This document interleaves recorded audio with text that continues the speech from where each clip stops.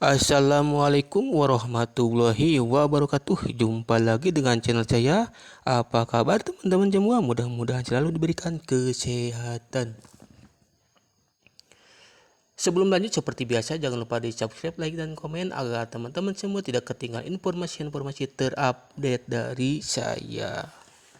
Baik, di kesempatan kali ini ada kabar mengejutkan yang sebenarnya sini sih udah lama, sebut lama juga belum sih ini, tanggal 16 bulan Desember ya, ini bisa dibilang kabar terbaru. Apa informasinya? Nah, ini OJK cabut izin usaha Mandiri Finance Indonesia. Nah, ini teman-teman ada apa ya? Kenapa OJK mencabut izin Mandiri Finance Indonesia? Nah, ini isi beritanya. Nah, ini dari CNBC ya.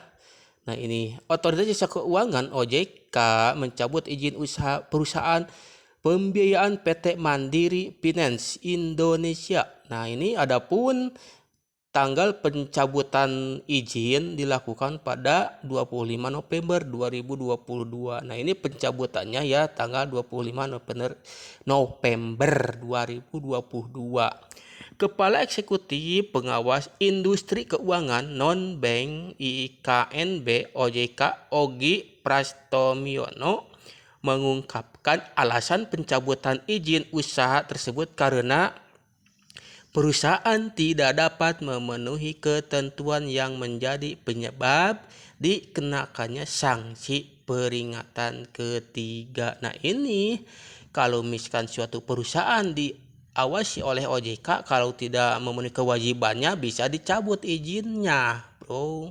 Ya, beda dengan perusahaan-perusahaan yang memang tidak ada izinnya. Masyarakat mau mengadu juga gimana karena tidak diawasi oleh OJK atau pihak otoritas terkait. Nah, ini yaitu tidak menyampaikan rencana pemenuhan terkait pelanggaran ketentuan rasio pembiayaan produksi sehingga tidak sesuai dengan ketentuan peraturan perundang-undangan yang berlaku di bidang usaha pembiayaan. Tulis Ogi seperti dikutip dari pengumuman resminya Kamis tanggal 15 bulan 12 tahun 2022. Nah, ini ya teman-teman, kalau misalkan suatu perusahaan itu resmi di bawah naungan OJK atau dikontrol, kalau ada kecurangan atau terjadi sesuatu itu OJK bisa bertindak. Beda dengan investasi bodong atau perusahaan-perusahaan bodong. Kalau terjadi apa-apa ya OJK tidak bisa bertindak. OJK hanya bisa mengingatkan awas itu adalah investasi bodong atau perusahaan bodong atau entitas ilegal. Nah, ini kalau misalkan sudah dicabut ya otomatis jadi ilegal. Kalaupun masih dia beroperasi ini bisa dicabut lah, bisa ditindak pidana. Nah, kedepannya Mandiri Finance Indonesia dilarang melakukan kegiatan usaha di bidang perusahaan pembiayaan dan diwajibkan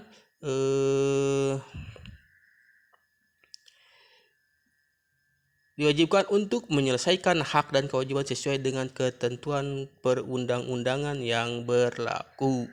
Tak hanya itu, perusahaan juga dilarang untuk menggunakan kata finance, pembiayaan, dan atau kata yang mencirikan kegiatan pembiayaan atau kelembagaan syariah dalam nama perusahaan.